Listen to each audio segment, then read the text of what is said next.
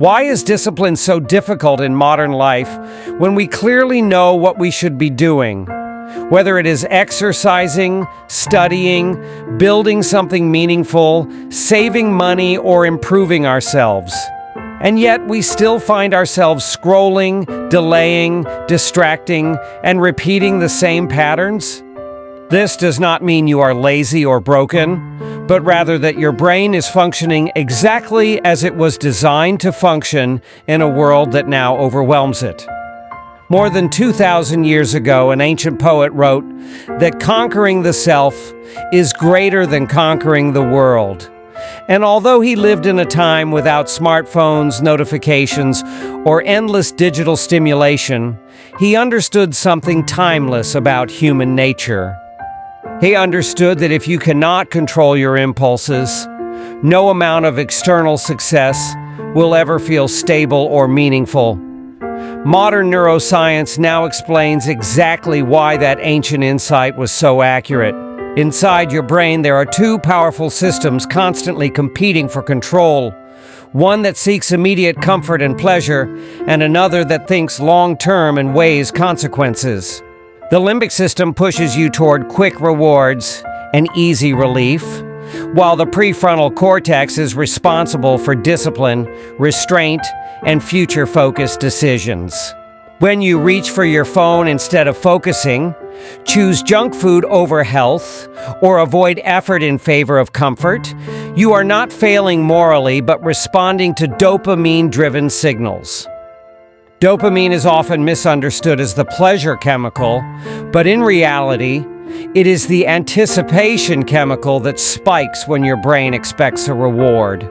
In today's world, you can trigger dopamine instantly through social media, fast entertainment, processed food, notifications, and constant digital stimulation. Each time you choose an instant reward, you reinforce neural pathways that prefer short-term pleasure over long-term growth. The ancient poet spoke about mastering the senses, and modern neuroscience describes this same process as regulating reward circuitry and strengthening executive control. Different language was used, but the truth underneath is identical. The more frequently you allow instant dopamine spikes to dominate your behavior, the weaker your tolerance becomes for delayed gratification, and discipline is nothing more than the ability to tolerate delay. What makes this empowering rather than discouraging is the understanding that discipline is not a personality trait you either have or do not have, but a skill shaped by neural conditioning. Every time you resist an impulse, delay a reward, or complete a difficult task, despite discomfort, you are strengthening your prefrontal cortex and reinforcing pathways associated with self-control. Your brain literally rewires itself based on repeated behavior, which means discipline grows through repetition rather than motivation. Ancient cultures trained discipline intentionally through fasting, daily ritual repetition, and structured routines because they understood that restraint builds power. In contrast, the modern environment is engineered to reduce restraint by offering comfort, convenience, and stimulation at every moment. You are not fighting laziness, you are fighting overstimulation. So how do we apply both ancient wisdom and modern science in practical terms without becoming extreme or rigid? The first step is inserting deliberate delay between impulse and action, because even a small pause activates the prefrontal cortex and reduces automatic behavior.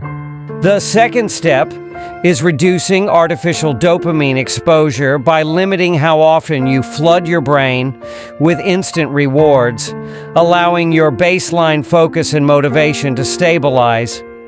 The third step is replacing easy pleasure with effort-based satisfaction, such as exercise, deep work, learning, or skill development, which produces slower and more stable reward signals. Over time, these small practices rebuild your ability to choose long-term gain over short-term relief. The ancient message was clear that self-control is greater than external power, and neuroscience now confirms that the person who regulates impulses regulates outcomes. Discipline is not punishment or restriction, but freedom from distraction, addiction, and reaction. In a world designed to capture your attention, choosing focus becomes an act of quiet rebellion. In a culture built on comfort, choosing growth becomes strength. Ancient wisdom warned us that mastery begins within, and modern brain science confirms that the battle has always been internal rather than external. If this message resonates with you, comment "Master Myself," because the person who learns to master impulses ultimately masters direction, identity, and destiny.